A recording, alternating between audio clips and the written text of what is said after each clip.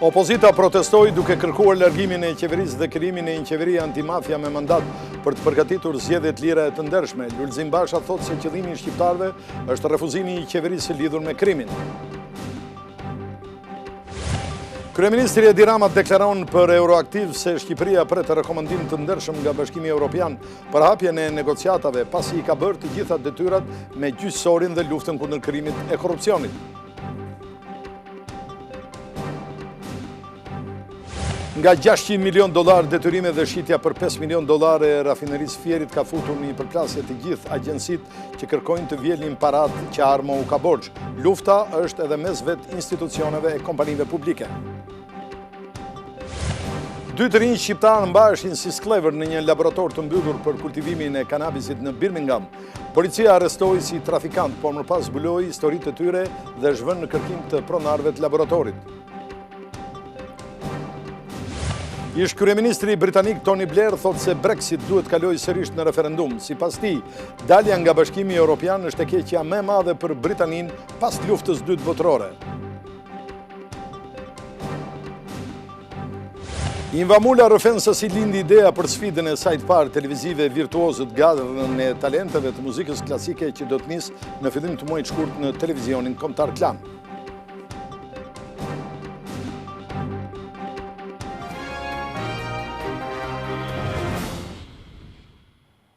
Zonja dhe zotërimi mbrëma dhe mirëseardhjet këtu në televizionin Klan. Në këto momente ne po nisim edicionin e lajmeve të orës 19:30. Sikurse ishte paralajmëruar, opozita sot ka organizuar protestën e saj në bulevardin Dëshmorët e Kombit, duke kërkuar largimin e kësaj qeverie dhe krijimin e një qeverie antimafia e cila të përgatisë zgjedhje të lira e të ndershme. Kryetari i Partisë Demokratike Basha tha se qëllimi i shqiptarëve është refuzimi i kësaj qeverie të cilën ai e quajti të jashtëligjshme. Për afro një ore 30 minuta opozita protestoi paqësisht në bulevardin Dëshmorët e Kombit kundër qeverisë. Simbolet partijake ishin zëvendësuar me flamurin kombëtar atë të SBA-s e BE-s, në protestën që pati si slogan Shqipëria në Europë pa mafia qeverin. Lulzim Basha fjalimin e tij e nisi me vargjet e migjenit për treguar përpara shqiptarëve mjerimin që ka pllakosur vendin, për ta përmbyllur me një thënie të Hitlerit. Për ditë shoh qartë e ma qartë dhe vuaj thellë e ma thellë. Kështu e përshkroi migjeni zgjimin e një populli për të parë dramën e tij. Në ditën botërore të Holokaustit është udhës të kujtojmë thënien ogurzes të Hitlerit, sa fatimir për qeverit ku njerëzit nuk mendojnë. Por sot jemi këtu për t'i dhënë përgjigje narko-kryeministrit se ne mendojmë, se ne reagojmë, se ne jemi ngritur, ja ku jemi. 27 janari për kreun e demokratëve shënon dhe fundin e projektit antikombëtar, anti-europian e antidemokratik, që sipas tij ka instaluar në vend kryeministri Rama. Ne nuk e pranojmë më këtë band që i shërben vetëm interesave plaçkice të një grushti njerëzish të pasuruar duke vjedhur dhe grabitur shqiptarët dhe duke shndruar Shqipërinë tonë të dashur në qerdhe të krimit organizuar dhe drogës. Ne duam drejtësi të vërtetë dhe të barabartë për gjithë. Ne duam Sajmir Tahirin pa drejtësisë, pa imunitet, i duam ministrat e politikarët e lidhur me krimin dhe korrupsionin në burg. Le ta dëgjoj Edi Rama mesazhin tuaj në cilin do bunker t'jetë futur sot. Rama ik!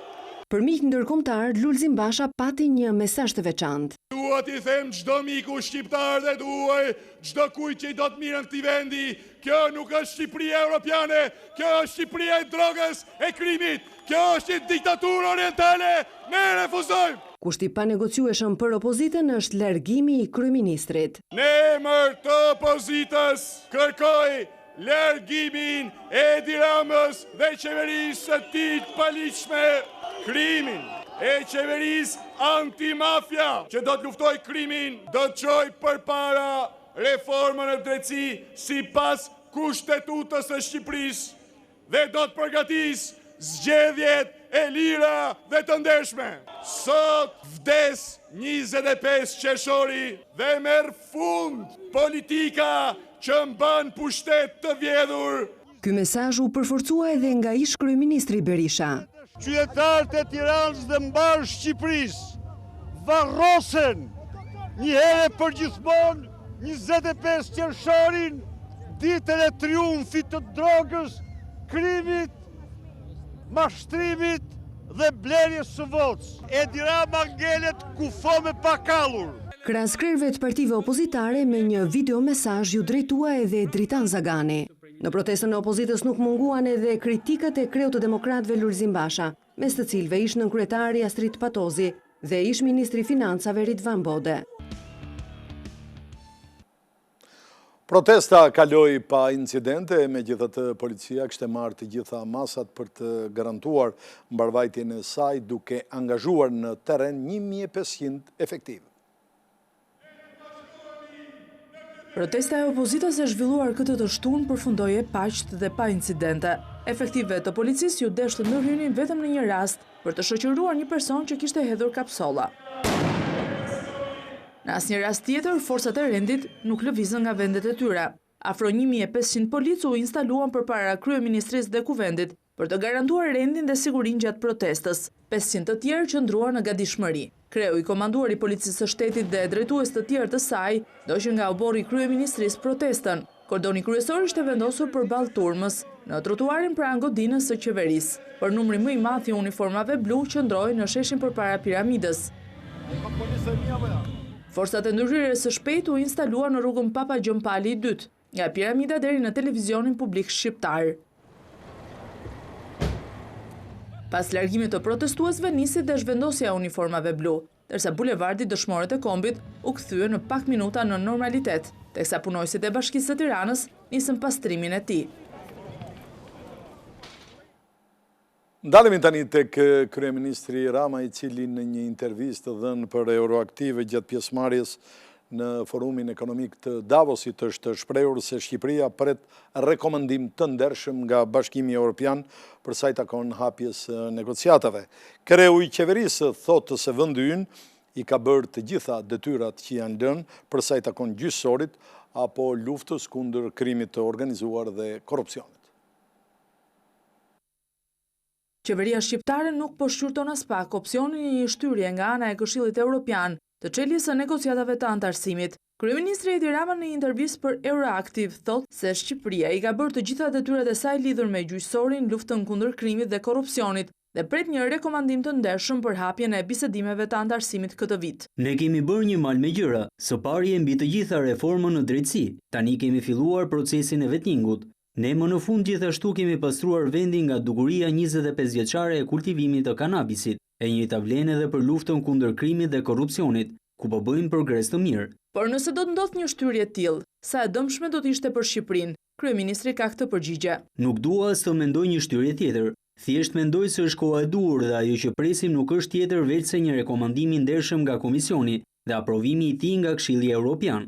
Por nëse ndodh një shtyrje, kjo nuk do të dëmtojë Shqipërinë, por do të jetë e dëmshme për rajonin. Frenimi i proceseve integruese do të frenojë Ballkanin Perëndimor dhe do dërgojë një mesazh të gabuar, pasi mendimi që BE-ja mund të flejë qetë me Ballkanin jashtë dyerve të saj, është një gabim i tmerrshëm. Ne nuk duhet të lejojmë aktorë të tretë të futen në lojë dhe të çojnë ndërmend dhe të krijojnë një zonë gri në mes të Europës. Sa i takon rolit të Shqipërisë në dialogun Kosovë-Serbi, Rama garanton se do të vijojë të jetë një rol konstruktiv. Ai i kërkon presidentit Vučić të njohë sa më parë pavarësinë e Kosovës. Jam plotësisht i bindur se ka ardhur koha të dalim nga ky moçal historik duke u dhënë Kosovën kosovarëve. Kam shumë respekt për Aleksandar Vučić, i cili e ka njohur problemin dhe ka ndryshuar kursin duke refuzuar të jetojë me mohimin, por duke treguar kurajo të përballet me problemin. Serbia nuk mund të futet në BE nëse nuk njeh Kosovën. Intervista për Euroaktiv u dha gjatë qëndrimit të kryeministrit në forumin ekonomik të Davosit, ku ai u takua me disa homologë europian dhe bisedoi për proceset integruese të vendit në Bashkimin Evropian.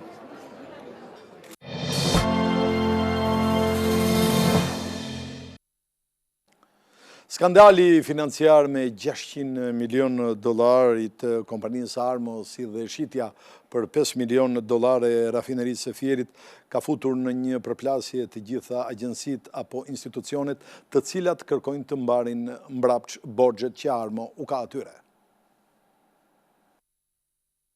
Borxhet e shumta të Armos kanë futur në një luftë edhe vetë institucionet shtetërore, secili ka të drejtën e parë që të arkëtoj 5 milion dollarët kushit rafineria e Fierit. Në një përgjigje për televizionin Klan, Drejtoria e Përgjithshme e Tatimeve njofton se përmbaruesi privat e ka njoftuar zyrën e saj mbi zhvillimin e ankandit për llogaritë të kompanisë shtetërore Alpetrol dhe se përshë me kujdes vendimin që do të marrë përmbaruesi, secilës prej agjensive do t'i kalojë shumën. Nëse nuk do të jetë në favor të llogarive të agjensive tatimore, atëherë vendimi do të ankimohet në gjykat. Tatimet pretendojnë se kanë vendosur barë hipotekore në uzinën e Fierit për 6 milion dollar sigurime shoqërore dhe shëndetësore të papaguara. Nëse përmbaruesi vendos të kalojë shumën për llogaritë të buxhetit të shtetit, këto do të jenë të vetmet para që Shqipëria do të arkëtojë nga borxhet e Armos, pasi nga shitja e rafinerisë së Ballshit nuk ka përfituar asgjë. Për ankandin e Ballshit, tatimet thonë se janë në proces gjyqësor me hipotekën e Mallakastrës. Në total, Armo ka krijuar në vite 105 milion dollar detyrime vetëm ndaj tatimeve, ku shuma më e madhe është krijuar në vitet 2011 dhe 2012,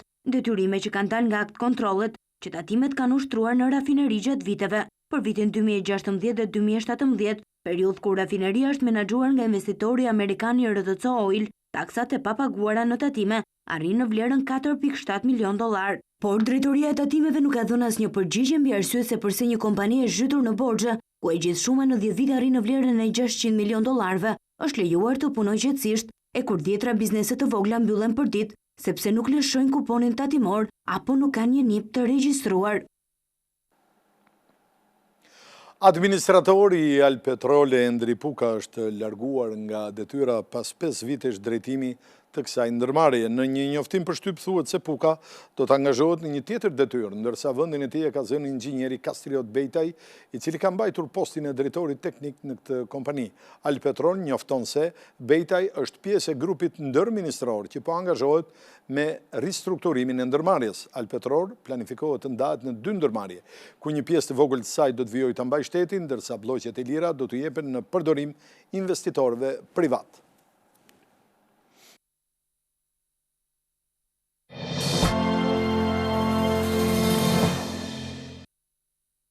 Dy makina kanë shkëmbyer zjarr mes tyre në rrugën transballkanike në Vlorë mesditën e së shtunës. Sipas informacioneve të policisë, personat pa identifikuar që udhtonin në dy mjete qelluan me pistoleta në drejtim të njëri tjetrit. Pas kësaj të dy mjetet u larguan me shpejtësi, nga përplasja me armë nuk ka patur të lënduar. Blut kanë qyrur vendin e ngjarjes dhe nuk kanë gjetur asnjë gëzhoj. Grupi hetimor ka sekuestruar ndërkohë pamjet filmike të disa kamerave të sigurisë të cilat mund të kenë regjistruar ngjarjen. Gjithashtu po merren dëshmitë e disa dëshmitarëve okular.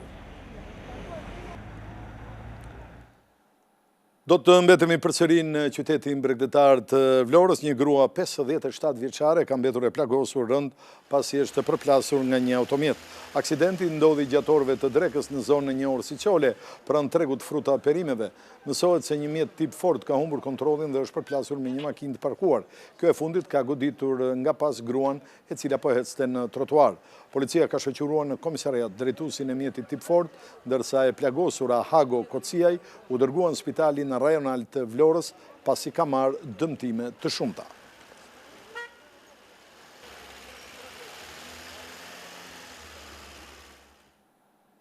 Pas 3 vjet hetimesh, policia ka vënë pranga 2 persona të akuzuar për trafik ndërkombëtar droge.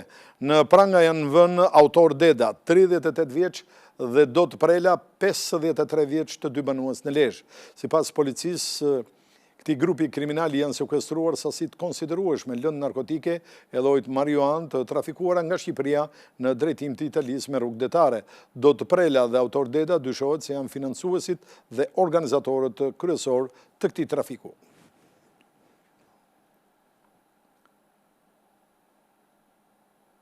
Do të shkojmë tani në Britani për një histori vërtet veçantë. Bëhet fjalë për 2 të rinj shqiptar, të cilët mbaheshin si sklever në një laborator të mbyllur për kultivimin e kanabisit në qytetin e Birminghamit. Policia i ka arrestuar shqiptarët duke kujtuar se ata janë trafikant, por më pas i ka mësuar historinë e tyre, është vënë në ndjekje të pronarëve të vërtet të këtij laboratori. Shqiptarët përfundojnë shpesh në kronikat e mediave të huaja për trafikim dhe mbjellje të kanabisit, por historia e 2 të rinjve në Britaninë e Madhe ka tërhequr jo pak vëmendje.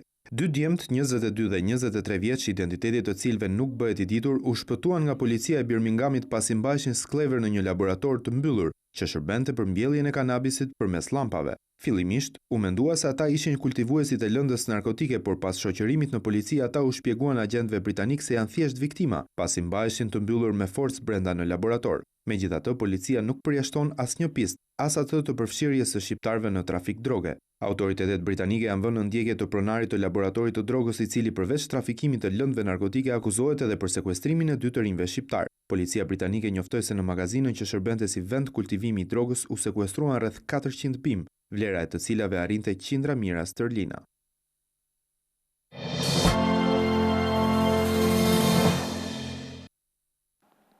Nisma e Bankës Shqipërisë dhe Ministrisë Financave që bankat pranojnë vetëm bilancin zyrtar për bizneset të cilat marrin kredi mund të sjellë efekte në uljen e kreditimit.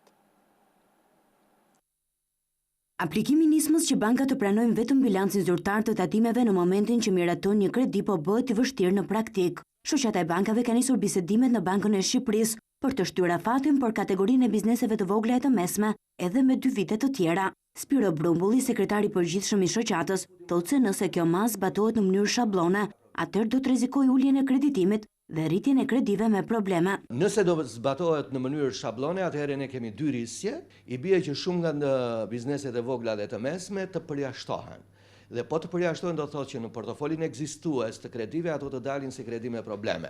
Dhe nga ana tjetër këto nuk do të jenë më subjekte që mund të aplikojnë për kredi. Bankat e pranojnë se gjithë lufta bëhet për të formalizuar ekonominë, po për shkak të situatës që është trashëguar, aplikimi për të gjitha kategoritë e kësaj mase do të sillte efekte negative për bizneset e vogla dhe individët. Kjo është vërtet një nismë shumë pozitive, por që nuk mund të ndahet me thik me 1 janarin me të gjithë segmentet për shkak të problematikës dhe situatës që ne trashëgojmë. Bankat janë të shqetësuara edhe për uljen e kredive me probleme si pasojë e fshirjes së tyre nga bilancet. Këto prona të lëna kolateral tashmë ekzistojnë si asete, por shitja në tregun e pasurive të paluajtshme është e vështirë.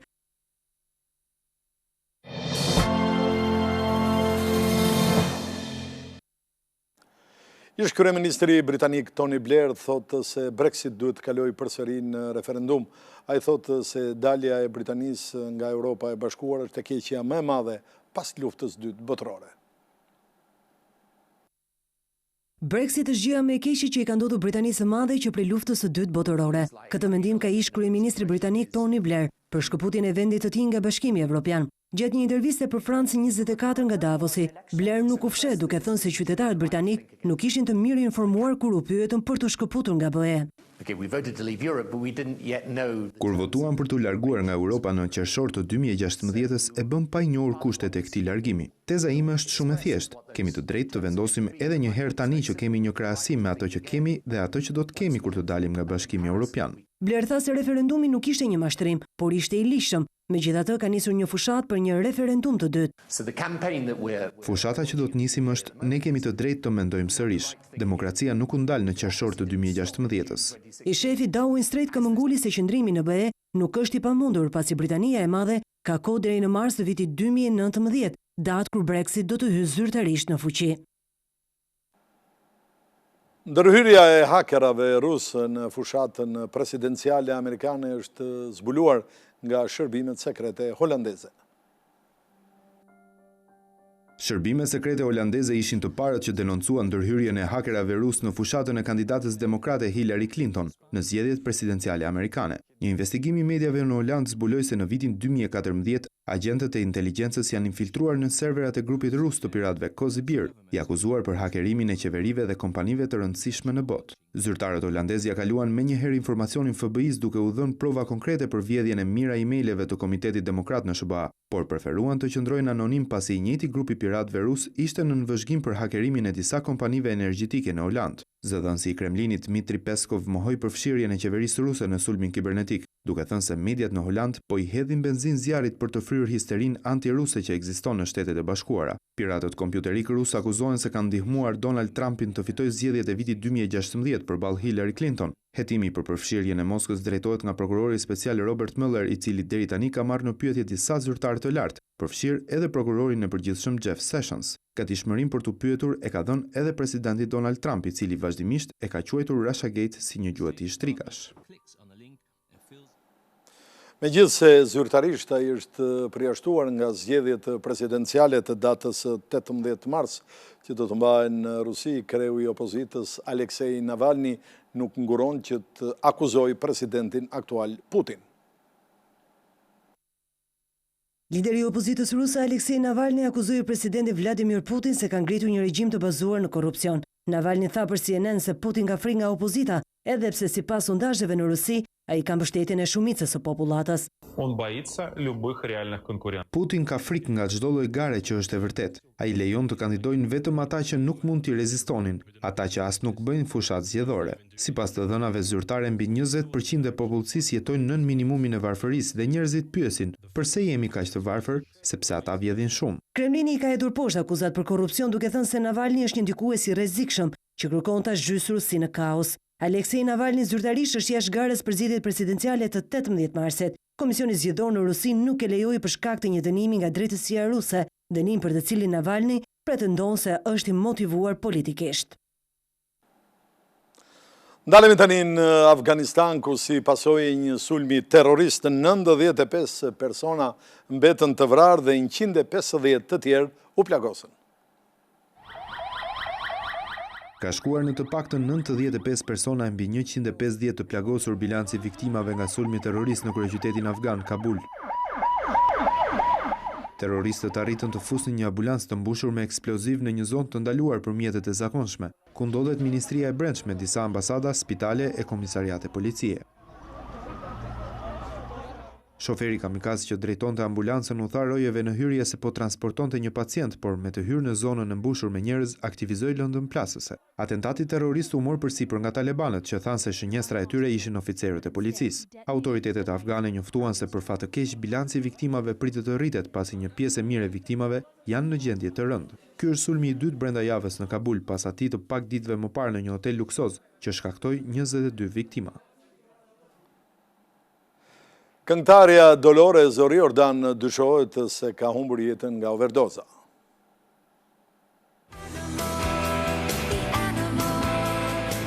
Shkaku i vdekjes së Dolores O'Riordan është një mbidozë medikamentesh kundër dhimbjes.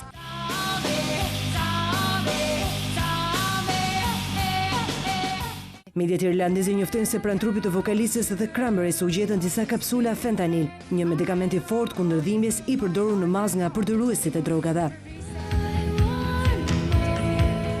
Ndonse raporti zyrtar i autopsisë së këngëtares irlandeze nuk është publikuar ende, pista kryesore e tuajsve është ajo e vdekjes për shkak të midozës. Bëhet fjalë për të njëjtin medikament që i ka marrë jetën edhe yjeve të tjerë të muzikës, si Prince apo kantautori Tom Petty. Dolores O'Riordan ndroi jetë në moshën 46 vjeçare, më datë 15 janar në Londër. Në udhëheqjen e saj, The Cranberries arritën majat e klasifikimeve botërore në fillim vitet 90.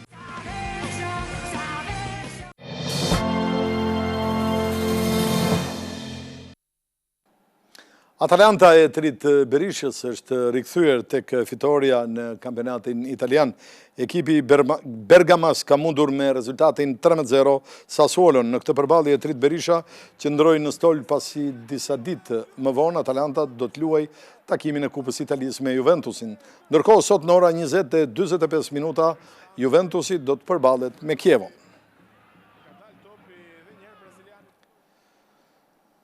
Ndalemi në Bundesliga, ku përsëri Bayerni ka fituar. Bayerni i Muniut bën përmbysjen e madhe në Allianz Arena në sfidën me Hoffenheim, me fituar me rezultatin 5-2. Vendasit lejuan 2 gola të shpejtë që u duk se do të ishin një ndëshkim, por arritën të reagonin duke shkuar drejt pushimit në barazim 2-2 dhe më pas të triumfonin për të ruajtur të pandryshuar diferencën për 16 pikësh me Schalken, që mundi me rezultatin 2-0 Stuttgartin. Borussia e Dortmundit nuk po arrin të ruaj hapin e kryesuesve duke barazuar sërish. Freiburgu i Amir Abrashit u largua me 1 pikë fal rezultatit 2-2, mes fushori i kombëtares ishte gjatë të gjithë kohës në fushë duke krijuar edhe aksione të rrezikshme. Hamburgu i mërgim Mavrajt befasoi me rezultatin 1-1 me Leipzigun, por gjithsesi rrezikon akoma të zbresë një kategori më poshtë. Mbrojtësi shqiptar qëndroi në stol për këtë takim. Bundesliga 1 po zhvillon javën e 20 të saj. Thomas Trakosha do të luajë nesër me Lacion e tij kundër Milanit në San Siro, ndërkohë Il Messaggero thotë se ky takim do të jetë edhe një përballje direkte mes dy portierëve midis Trakoshës dhe Donnarumës. Thomas Trakosha do të kthehej të dielën në stadiumin ku debutoi më 20 shtator të 2016-s. Lazio do të luajë me Milanin dhe tashmë portieri shqiptar ka më shumë përvojë. Ndoshta ajo përballje e humbur 2-0 nga skuadra laciale ishte shkëndijja e parë për Strakoshën, i cili është në rritje nga ndeshje në ndeshje. Ndërhyrjet e tij janë të jashtëzakonshme, fal të cilave meritoi vendin e titularit dhe rinovimin e kontratës. Për gazetën Il Messaggero do të jetë një duel mes dy portierëve të rinj, Strakosha dhe Donnarumma. Lazio po ecën në hap Championsi dhe 15 pikë nga 46 të marra deri më tani janë të rësisht merit e portierit të kombëtares. Thomas Trakosha duket se është i pazëvendësueshëm. Caroline Wozniacki ka triumfuar në finale në Australian Open.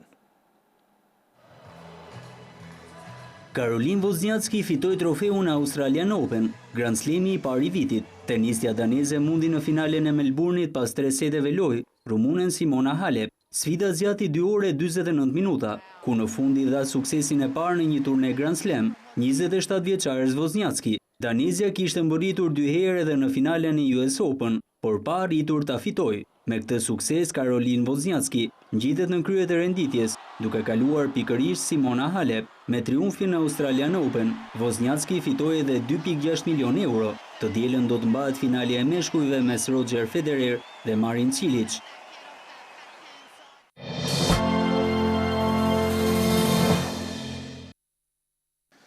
Imva Mula, e cila do të sjellë në ekranin e televizionit Klan garën e talenteve të muzikës klasike që quhet Virtuozët, gjatë një interviste ka shpjeguar se si lindi kjo ide. Njërësh me karrierën si soprano dhe regjizore, muaj më parë Imva Mula i caktoi si detyrë vetes se sjell për herë të parë në ekranin e televizionit një spektakël me fëmijë, me aftësitë e jashtëzakonshme në të kënduarin, kërcyerin dhe interpretimin e instrument në gjininë e klasikës. Angazhimi i saj për të sjellë Prodigies, në rastin tonë Virtuozët, lindi pasi Imva prej kohësh ishte njohur me suksesin e këtij formati televiziv në Francë. Një nga anëtarët e jurisë të Prodigies në Francë, një këngëtare shkëlqyer, mbasi e pash në televizor, e mora në telefon dhe i thash: "Elizabeth, të uroj sa bukur keni bërë një gjë të tillë, kam një mendim ta sjell në Shqipëri." Në atë moment Elizabeth më tha: "Inva, të kam menduar." Erdhi në Tiranë, ideja u mirëprit. Pas javësh audicione, për edicionin e parë të Virtuozët u përzjodhën 62 talente. Në çdo provë të tyre deri në 11 shkurt, dita kur nis konkurimi në ekranin e televizionit Klan, Imva është aty. Vetëm konkursi krijon një fenomen që as ti vet nuk e di që e ke. Diku emocioni ul nivelin, po diku emocioni bën një hap të jashtëzakonshëm që nuk mund ta bësh në kushte të tjera. Shqipëria është vendi 4 që ky format zhvillohet e që shikueshmëria i ka përceu edhe vetë parashikimet e krijuesve të tij endemolit. Gjërat komerciale janë si fishek zjarr, ndoshta kemi nevojë, po nuk kanë vazhdimsi. Ndoshta gjërat që vërtet janë me këmbë në tokë, jam e bindur që do ketë një qasje shumë të mirë. Në fillim nuk e kishte menduar se të qenit edhe prezantuese në spektaklin ideuar artistikisht nga ajo, do ta vinte në një situatë ku konkurrentët i kanë gjithë një syt nga Imva. Do jetë një fjalë mirë konstruktive për një të ardhmen më të mirë. Si artiste karriere me shfaqje në teatrut që bën historinë e operas çdo herë me një publik ndryshe dhe gjithnjë në lupën e kritikës, për Imva Mulën, Virtuozët nuk është vetëm një konkurs. Ne do kultivojmë një publik i cili të jetë në rradhët e teatrove ta, të ketë një qëndrim, të di të kritikojë, të di të interpretojë atë që thohet në skenë dhe të jetë një mbështetje e artistëve tanë.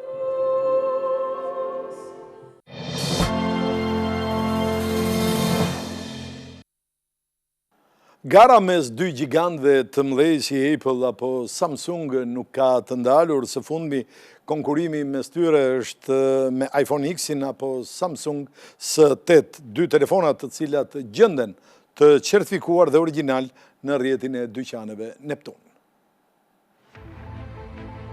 Ata janë në garë të vazhdueshme për të arritur majën më të lartë të teknologjisë së komunikimit. Po flasim për ty nga kompanitë më të njohura dhe më shumë klient. iPhone dhe Samsung e që Neptun është shitësi autorizuar rrjeti dyqaneve që kur çdo plurë e re është origjinale dhe certifikuar. Për të qëndruar të krijimet më të reja të Apple me iPhone X dhe Samsung S8, mund të themi se përfaqësojnë fjalën më të fundit të teknologjisë, por edhe të elegancës. Si në çdo model paraardhës, edhe në këto të fundit, ekspertët e teknologjisë rendisin avantazhet e Apple. Face ID i cili njeh fytyrën tuaj është edhe passwordi i vetë telefonit tuaj. Me anë të dy kamerave në pjesën e përparme të telefonit, bëni dhe foto njësoj si me aparat. Dhe të Samsung. Tashmë përdor iris scan, i sigurt për pjesën e hapjes së telefonit, pjesa e sistemit operativ Android, e cila ka mundësi të shkarkosh shumë aplikacione. Të përbashkëtat, wireless charging. Pjesa përpara është e gjitha ekran. Të dy janë rezistent ndaj ujit dhe ndaj pluhurit. Për klientët e Neptun, pjesë e Balfin, grupit më të madh të investimeve në Evropën Juglindore, ofron disa mënyra pagesash për të patur në dorë teknologjinë më të fundit.